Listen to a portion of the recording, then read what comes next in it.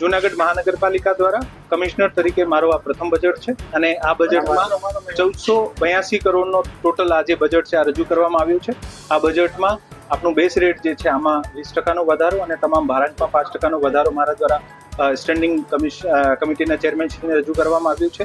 મને અપેક્ષા છે કે જૂનાગઢ મહાનગરપાલિકાના તંત્રને વધુ સુદૃઢ બનાવવા માટે આ તમામ જે જોગવાઈ કરવામાં આવી છે એને મંજૂરી મળશે. શહેરમાં આવનારા દિવસોમાં ઘણા બધા નવા આપણે કામો કરવાના છે. શહેરમાં એક એક્ઝિબિશન હોલ કમ ટાઉન હોલ જે મજેવડી ખાતે બનાવવામાં આવશે.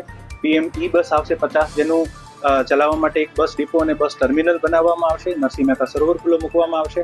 વાઘેશ્વરી તળાવમાં પણ ઘણી બધી સુવિધાઓથી શહેરના મળશે. અદ્યતન લાઇબ્રેરી અને રીડિંગ રૂમ મળવાના છે. શહેરને 10 ડસ્ટ ફ્રી સ્ટ્રીટ મળશે. શહેરનો ખૂબ સરસ સૌંદર્યીકરણ થશે. શહેરના તમામ સર્કલ્સનો ડેવલપમેન્ટ થશે અને શહેર પર્યાવરણ દ્રષ્ટિએ, ડિજિટલ ગવર્નન્સની દ્રષ્ટિએ જૂનાગઢ એક સ્માર્ટ સિટી બને, આ પ્રકારના પ્રયત્ન કરવામાં આવી રહ્યા છે. આવનારા દિવસોમાં જૂનાગઢ મહાનગરપાલિકા પેપરલેસ બને, આને માટે પણ પ્રયત્ન કરવામાં આવ્યા છે. ખૂબ ખૂબ ધન્યવાદ. हमसे जुड़े रहने के लिए हमारे YouTube चैनल को सब्सक्राइब करें और नई वीडियो की नोटिफिकेशन के लिए बेल आइकॉन को दबाएं